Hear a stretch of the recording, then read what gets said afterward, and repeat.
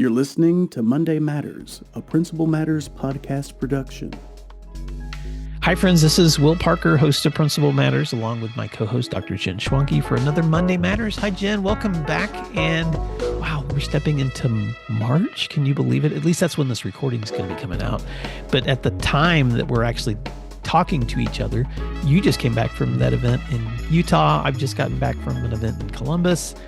I thought it would be fun to just let listeners know. Well, it's going to be fun for me. I hope it's fun for listeners, just to hear what's some of the experiences that you've been having as you work with leaders and some of the things I've been learning. So let's just talk about that for a few minutes. What did you get to talk about when you're in Utah, and what were some takeaways? Well, I thoroughly enjoyed my trip there. If anybody out there has not made the drive from Las Vegas north, little bit through Arizona and into Utah, it is absolutely mind-blowing. It is gorgeous. Beautiful, beautiful terrain all the way into the conference was in St. George, and just incredibly lovely people. We talked a lot about how we lead and leading with heart, but taking care of ourselves too, and dove quite a bit into conflict management, which is a topic that I've been doing a lot with. So it was a great trip. I will say, for anybody out there who wants to travel and consult, please realize travel is no fun. It's no fun, right, Will? No fun. Yeah, well, let's just be real, Jen, because what time did you get home this morning? Right. I was supposed to land at 11 or 11 p.m. or midnight, something like that. And I thought that was late. Well, it was one of those situations at the airport where they delay your plane 45 minutes and you're like, oh, that's not that bad. And then another hour and you're like, okay, doable. And then all of a sudden it was 6 hours. So I walked in my door at my house at 5 a.m. So I have my eyes open with toothpicks. Nothing to see here. But travel it's tough. And so I don't want everybody to think that doing this consulting work is easy or always fun, because it's not. I'm glad you said that, because with every job, Right. and I'm always using farming analogies, but I can't help it. With every job, there's always time when you got to scoop the poop, Jen. Right. And you got to clean those stalls. You got to do those things that just have to be done. And whenever I was still leading in the school, there were so many things I loved about the work. Like, I love being with kids. I love being with teachers. I loved those aha learning moments. I didn't even mind problem solving because I love helping. And then there were times when I'm working on that compliance piece, or maybe I just had that conversation that just did not go like I wanted it to, or someone just emotionally threw up on me, where I would just stop and go, yeah, sometimes you just got to scoop the poop. Right. And so, but I think about that. I was in Atlanta last month, and it had snowed, and I'm supposed to get a connecting flight there, and I'm too late because of the delay to get my flight. So then I'm put on another plane, and I'm in the very last seat of that plane because that's the only seat left. And they haven't closed the doors, and they haven't closed the doors, and they haven't closed the doors. And finally, the pilot comes on and says, folks, I can't really announce when we're taking off because we have 70, not 17, 70 planes in front of us waiting to de-ice. Oh. Or we did. So I did the math. And I thought, I'm going to be like you were, Jen. I'm going to be sitting here tomorrow morning. So I just got off the plane and found a rental car and drove to where I needed to be, which was still about 3 hours away, but I made it safely. And it was really weird because when I got outside the city, suddenly the roads cleared. So I was like really lucky. Right. But you're right. Sometimes it's moments like that where you're like, yeah, this part's not fun. This isn't fun, right? But it sounds glamorous till you do it. But the being with leaders and working and teaching, and that part is fun. So, hey, I wanted to sit here for a second because, and I just want to say this for listeners. By the way, Monday Matters is our opportunities to catch up, talk about things going on currently in our minds. If you're listening to the show for the first time, please also tune in on Wednesdays, our flagship show, when we not only answer questions, but we have guests. And then, of course, Fridays, we've been doing encore episodes since the beginning of the year. So please catch up on those. And while I'm thinking about it, if you're a regular listener and this is a valuable show to you, the best way for it to be able to grow is for you to share it with somebody else. So you can like it on social media and you can do all those things, but word of mouth is the best way for things to spread. And we have a very loyal audience, but I'd love to see that audience influence and touch more lives. But Jen, I was thinking about this. A couple of days ago, I was on a call with a principal who is letting me do some coaching with him. And we were talking about how this year he's been measuring the growth, and he's been looking at his outcomes: average daily attendance, student academic growth, behavioral discipline, and all of those metrics have been really all across the board. There've been improvements in all those metrics for him, and I was just celebrating with him because I was like, doesn't it feel good when you can actually take a step back and look at those metrics and see like, wow, I can actually measure the growth. A huge percentage of his staff have already indicated that they plan to come back next year. And so these are all big improvements. And he's a person I'd love to introduce to Principal Matters listeners later. But a few hours later, I was on a call with a couple of friends who are now doing research up in the Chicago area. And they had called me because one of them is a graduate student. One of them is an AI person or a data guy. And they're doing a project where they're trying to figure out how to create some technology or a platform that will help take the data available for education leaders and help it simplify it so that when we're making decisions, it's easier to look at the data and know what you're deciding about.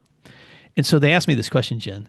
They said, we're just curious if we're asking the right questions, because what is going into the process when a leader has to make a decision? And I thought, that's a book. That's not a conversation. And so in the next several minutes, I just unpacked for them 3 things that were on my brain. And I wanted to see what you think about this too, because this was all coming to me as I thought about all the leaders we're working with, the people we're coaching. I feel like leaders are, when they're having to make a decision, it's not as simple as just looking at data. It's not as simple as like, show me the numbers and I'll make a decision. Outcomes, obviously, is one thing people need to be analyzing for decision making. The second thing I would say that influences decision making is some things that are out of your control. For instance, compliance, requests that are outside of the sphere of something you can control, whether that's from your district, from your state education agencies, from the federal government. And so sometimes principals are not just like in the moment measuring outcomes for kids. They're also in the moment and then responding to all these requests and things that have to be done to make sure that they're accountable and complying with the things that they're being requested to do. And then the third thing I added was just the constraints of budgets and personnel, because sometimes you want to do things that are what's best for kids or for your school, but there's constraints. You may not have the money, or you may not have the right people, or you may not have enough money for the right people, or you, in the time that we live in right now, even as we're recording this, you don't know if you're going to have the funding that you need to do the thing that you want to do 6 months from now or a year from now, depending on the politics. And so I just wanted to say that out loud, because as I was explaining to them, they both expressed back to me after I said those things, wow, we never thought about how hard it is for school leaders to make decisions, because that's more than just like looking at the numbers and going, yeah, this is what's best for kids. It's so complex.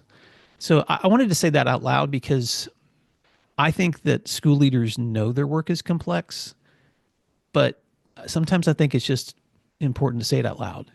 What you do is complex, and it takes a lot of wisdom. Yeah, as you're talking, my eyes are kind of lifted to the sky, because I'm thinking about all the things that there are to unpack here. And it's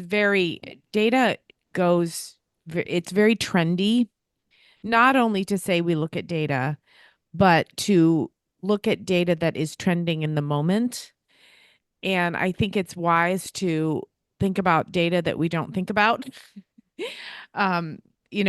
We it's very trendy to look at attendance data, to look at discipline data, to look at academic data, to look at RIT scores and progression over time, and have data digs. And I sometimes wonder if we ever stop to look at data such as extracurricular participation, employee retention, staff attendance at PD events. Look at where you spend your money, right? Because where you spend your money is what you value. Tech usage, what sites are students clicking on? one data point that I think is fascinating, and this depends on what state you're in, but every state has a set of criteria for gifted identification. And I think so many times, and this is not my fault, I want to give credit to Nate Levinson, who was on our podcast a bit earlier. It's so easy to confuse wealth or readiness with ability. And so I think digging into that data would be really fun. And so you said, well, the job of a principal is so complex. And I think I just made it more complex, but I'm trying to do the opposite. I'm trying to say sometimes when we say we're looking at data, we may be looking at it because we're told we have to, or because we think it will create some sort of, light bulb moment where we'll change the way we do what we do, but we might not be looking at the right data. There are so many other ways that we might get to the outcomes, as you discussed, Mm, the yeah. outcomes we want by really, I want to break the mold on data. I really do. And you also mentioned, well, you said we have to have a way to simplify it and know what we're looking at. Fortunately, many student information systems are answering that question right now. Mm. So you might have a student information system that has, I heard the word data lake, where all the data is there and you really can manipulate it, not manipulate the data, but manipulate the reports you're asking for to get what you need. So Mm. I just want our Principal Matters listeners to not limit themselves in what they might Mm. be being told by data. That's so good, Jen. So just to summarize some of the things we've been talking about as we're thinking about the complexities that are involved in our work. One, admit that, but then two, ask yourself the question, am I really seeing and perceiving what I need to in the moment that I'm in? Because some data is right at your fingertips. Some data is data most people are looking at, but then you might also need to be looking for other points of feedback too. And you mentioned those things: extracurricular activity, participation, staff retention, tech usage.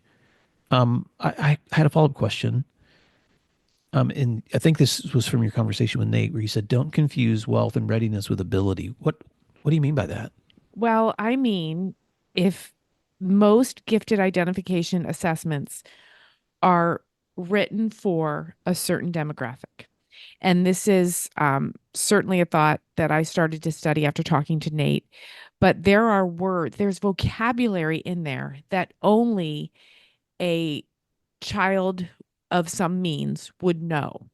Okay. So if the example Nate gave me, and I'm sort of just digging back in my memory, was if you have an analogy that a student is supposed to make connecting polo with, say, fox hunt, there are going to be Mhm. students that I say, I have no idea what that Right. means. Right. No idea.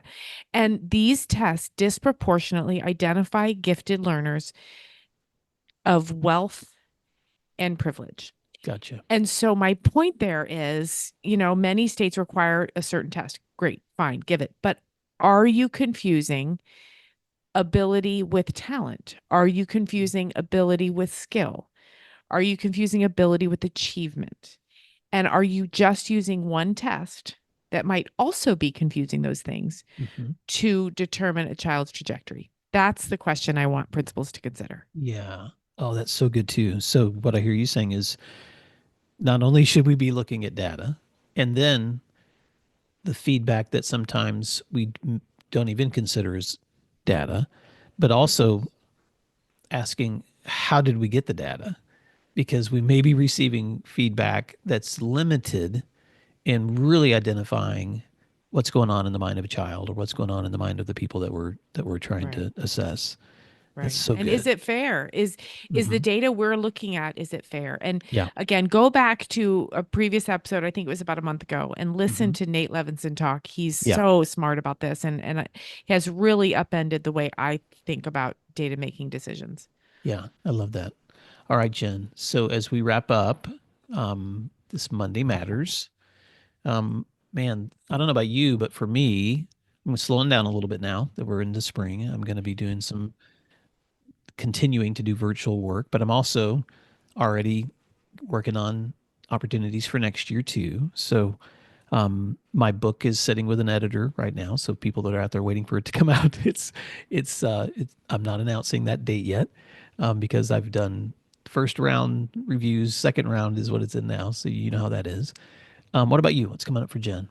Well, I've got another book coming out. It should be late August with ASCD. I've got two big conferences this summer. I'll be at United and I'll be at ASCD, ISTE, their combined conference. And I'm going to be in Canada again. One of my favorite places to go do PD. I'll be in Winnipeg in later this year. So Oh, lots well, of fun Jen, things coming up. that is fun. Well, you and I haven't even talked about this, but I'm going to be at United too, which means that for those NASSP Yes. and NAESP leaders out there that might be going to Seattle in July for the United National Conference, sounds like we might need to be Yeah. preparing a little get together, Jen Yes, Schwanke. we do. That would be fun. So if it's something, seriously, listeners, if that's something you may be attending and you'd be interested in connecting with us while we're there, you better start shooting us some emails, because Jen and I like to respond to feedback from those who care. So, Jen Schwanke, thank you for checking Thanks. in. And thank you, listeners, for all the work that you're doing. We hope you have a great week.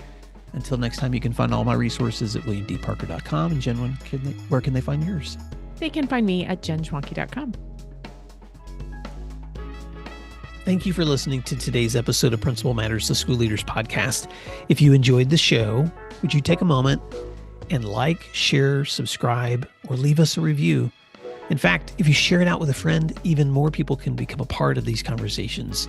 Sign up for our newsletter at williamdparker.com for even more free resources. And don't forget to check out our website to learn more about our books, professional development offerings, Grow Academies, masterminds, executive coaching, and keynote presentations. Wow, let's keep learning together. And thank you for doing what matters. Monday Matters.